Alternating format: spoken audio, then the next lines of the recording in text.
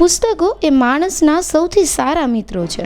આજના ડિજિટલ યુગમાં જ્યારે બાળપણ સ્માર્ટફોનની સ્ક્રીન પાછળ કેદ થઈ રહ્યું છે, ત્યારે રાજકોટના શ્રી મુરલીધર શૈક્ષણિક સંકુલ અને અરવિંદભાઈ મણિયાર રિસર્ચ સેન્ટર દ્વારા ઉમદા પહેલ કરવામાં આવી છે. નવી પેઢીમાં વાંચન પ્રત્યે રુચિ જાગે તેવા હેતુથી શરૂ કરાયેલ થેલી લાઇબ્રેરી અંતર્ગત 450 વિદ્યાર્થીઓને તેમની રુચિ મુજબના 5 પુસ્તકો આપવામાં આવ્યા હતા. બાળકોની સાથે વાલીઓ પણ વાંચનનો આનંદ માણી શકે તેવા પુસ્તકોનો પણ આમાં સમાવેશ કરવામાં આવ્યો છે. નાનપણથી જ પુસ્તકો સાથે મૈત્રી દ્વારા બાળકોનું વ્યક્તિત્વ નિખરે અને તેઓ સફળ બને તેવા આ નિસ્વાર્થ પ્રયાસને સર્વત્ર બિરદાવવામાં આવી રહ્યો છે. તમારું નામ શું છે? મારું નામ બેન દર્શિત જાની છે. મુરલીધર શૈક્ષણિક સંકુલ વર્ધમાન નગર ખાતે આવેલી છે અને એમના હું સંચાલક તરીકે છેલ્લા 32 વર્ષથી કાર્યરત છું. આજે જે થેલી લાઇબ્રેરીનું વિતરણ કરવામાં આવ્યું છે એના વિશે શું કહે છે? એના પાછળનો હેતુ શું છે?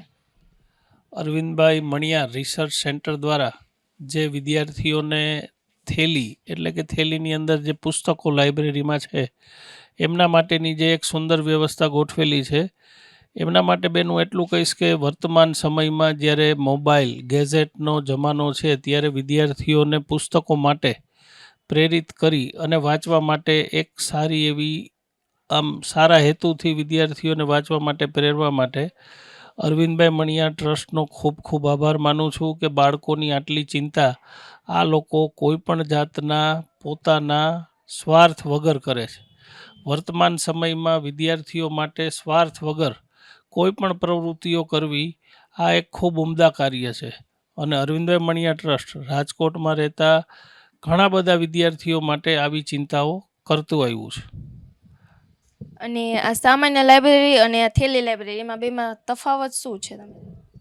સામાન્ય લાઇબ્રેરીમાં બેન વિદ્યાર્થીઓ અને એમના શિક્ષકોએ પુસ્તકો કબાટમાંથી પોતાની પસંદગી પ્રમાણેનું ગોતી અને વાંચવાનું હોય છે. જ્યારે આ થેલી લાઇબ્રેરીની અંદર આ ટીમ વિદ્યાર્થીઓની ઉંમર અને એમના ધોરણને અનુરૂપ બાળકોના એજ પ્રમાણે જે પુસ્તકો એમના માટે સારા હોય એ મહેનત આ ટીમ કરી અને બાળકોને આ થેલીની અંદર એવા પુસ્તકો વાંચવા માટે આપે છે.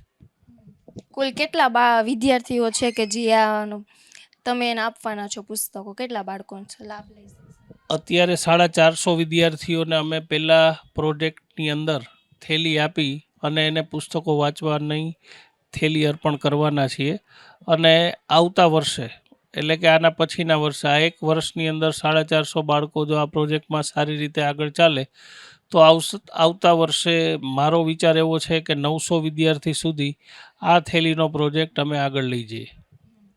અને એમાં એક થેલીમાં તમે કેટલા પુસ્તક એમાં નાખ્યા છે કે કેટલા પુસ્તક?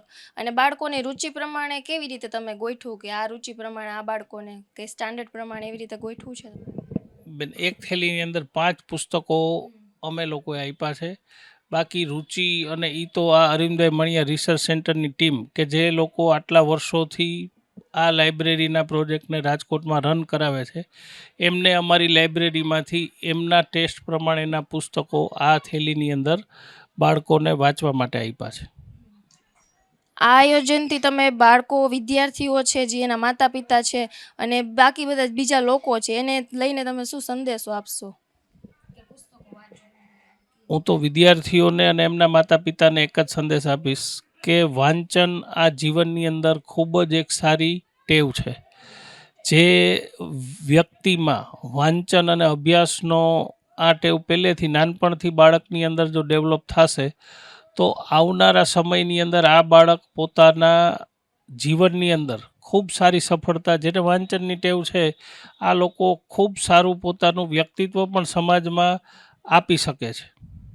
આવું મારું માનવું છે કે વાંચનથી માત્ર બાળકની અંદર નહીં પણ કોઈ પણ પરિસ્થિતિમાં જે લોકોની પાસે પુસ્તકનું અથવા કોઈ પણ વસ્તુ વાંચવાની ટેવ છે આ વિપરીત પરિસ્થિતિઓમાં પણ પોતાની જાતને કંટ્રોલ કરી શકે છે. આ પુસ્તકોની જે અમે લોકો આ પુસ્તક થેલીમાં આપીએ છીએ આની અંદર 5 પુસ્તકો એવી રીતે અમે લોકો ડિસ્ટ્રીબ્યુટ કરીએ છીએ કે જેમાં વિદ્યાર્થી તો આ પુસ્તકને વાંચી અને પોતાના જ્ઞાનની અંદર ઉમેરો કરી જ શકે, પણ સાથે સાથે એમના વાલીશ્રીને પણ આ 5 પુસ્તકો પૈકી કોઈ પણ પુસ્તકો વાંચી અને એમને પણ આ પુસ્તકો વાંચવાની મજા આવે ને એમાંથી કંઈ પ્રેરણા લે એવી રીતની વ્યવસ્થા અમે આ થેલીની અંદર કરેલી છે. અને મારો એક અનુરોધ પણ છે રાજકોટની તમામ શાળાઓને કે જ્યારે આ પ્રોજેક્ટ અરવિંદભાઈ રિસર્ચ સેન્ટર દ્વારા રાજકોટના વિદ્યાર્થીઓના સારા માટે કરવામાં આવે છે તો તમામ ગ્રાન્ટેડ શાળા આ પ્રોજેક્ટને પોતાની લાઇબ્રેરીમાં કરવા માટેની વ્યવસ્થા કરી આપે. વિદ્યાર્થીઓને વાંચન માટે આવા પુસ્તકોની ખરીદી પણ પોતાની લાઇબ્રેરીમાં મોટા પ્રમાણમાં કરે, કારણ કે અત્યારના સમયમાં બાળક જો વાંચન માટે પ્રેરાશે નહીં તો એની એકાગ્રતાની અંદર પણ એટલું બધું ડેવલપમેન્ટ જે ગેઝેટ કે ટીવી કે મોબાઈલમાં કરે છે એનાથી નહીં આવે.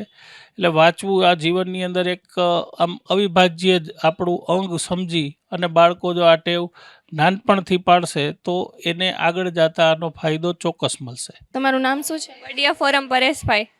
આજે જે થેલી લાઇબ્રેરીનું આયોજન થયું હતું એમાં તમને અત્યારે થેલીમાં 5 પુસ્તકો આપ્યા છે, તો તમને શું લાગે છે, તમે વાંચશો એ પુસ્તક કે? મને આમ જનરલી વાંચવાનો શોખ તો ઘણો છે, પણ આ પુસ્તક મળીએ તો મને વધારે વાંચવાની પ્રેરણા મળશે. આ લોકોએ જે કામ કર્યું છે એનો મને ખૂબ આભાર વ્યક્ત કરું છું એનો, કે આ કામ મને આપ્યું. એમ મને વાંચવાનો શોખ છે, પણ આ પુસ્તક વાંચવાથી મને જીવનમાં ઘણી પ્રેરણા મળશે. ઘરે તમારા માતા પિતાને પણ એમ કહેશો કે તમે આ પુસ્તકો વાંચો, ત્યાં સુધી પણ પહોંચાડશો કે બીજા ઘણા લોકો છે આજુબાજુના રિલેટિવ્સ છે એને પણ તમે કહેશો કે આ પુસ્તકો વાંચો, આમાં વધારે લાભ લે? હા, હું ઘણા લોકોને કહીશ કે આ પુસ્તકો વાંચવાથી ઘણો લાભ થાય છે આપણને. તમારું નામ શું છે? મારું નામ સિંધવ ધ્રુવ છે. ધોરણ 11માં અભ્યાસ કરું છું. અત્યારે જે આજે થેલી લાઇબ્રેરીનું આયોજન કરવામાં આવ્યું હતું એમાં તમને પુસ્તકો મળ્યા છે, તો તમે પુસ્તકો વાંચશો, કેવી રીતે તેનો ઉપયોગ કરશો પુસ્તકો વાંચી? તો એમ માનું છું કે અત્યારનો જે આ મોબાઈલનો યુગ છે એમાં જે આ તમારા જે ટ્રસ્ટી છે જે આ પુસ્તક વિતરણ કર્યા છે બહુ ખૂબ જ સારો પ્રયત્ન કર્યો છે.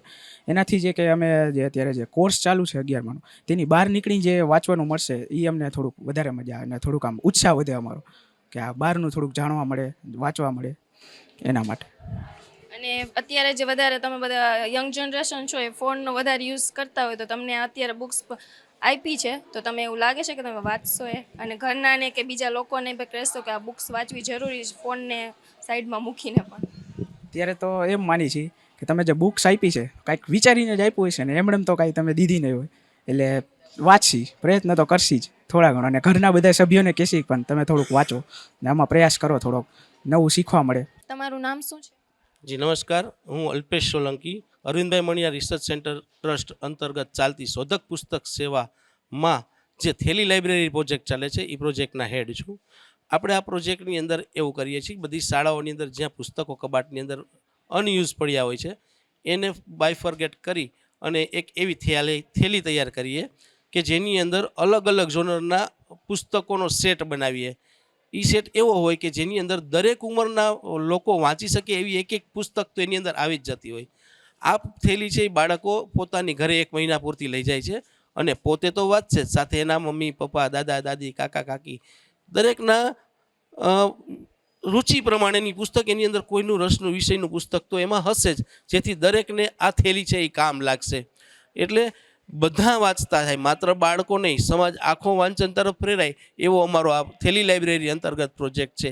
અને 1 મહિના પછી એને દરેક બાળકને રોટેશન કરી અને દરેક નવી થેલીઓ એને એની અંદર મળે, એટલે એને નવા પુસ્તકો મળે. આવું અમે ઘણી બધી શાળાઓની અંદર કર્યું છે, જેમાં થેલી રોટેશન વખતે બાળકો નવી થેલીની અંદર નવા પુસ્તકો મળે એવી આતુરતાથી રાહ જોતા હોય છે. ઘણા બધા વાલીઓ પણ એવું કહે છે કે આ પ્રોજેક્ટ છે એ અમને બહુ જ ગમ્યો છે, અમે પણ વાલીઓ પણ નવી થેલીઓ મળે એની રાહ જોઈને બેસીએ છીએ. મારા બાળકો માટે શાળાઓ અને અરવિંદભાઈ મણિયાર રિસર્ચ સેન્ટર આ જે પ્રવૃત્તિ કરે છે એ ખૂબ જ ઉપયોગી નીવડે છે. એટલા માટે અમે શાળાઓનો પણ આભાર માનીએ છીએ કે અમને આ પ્રવૃત્તિઓ એમ કરવાની પરમિશન, એના પુસ્તકોને બાયફર્ગેટ કરવાની અને એના બાળકોને પણ આમાં રુચિ અને રસ વધે એવા પ્રયત્નો માટે અમને સપોર્ટ કરે છે. તો સૌથી પહેલાં તો શાળાઓનો આભાર, અને ત્યારબાદ દરેક વાલીઓનો આભાર કે પોતાના બાળકને જે મળેલી પુસ્તકો છે એનો પૂરેપૂરો ઉપયોગ કરે છે અને સમાજમાં જ્ઞાન અને વાંચનનું વ્યાપ વધારવા માટે મદદરૂપ થાય છે. થેન્ક યુ, આભાર.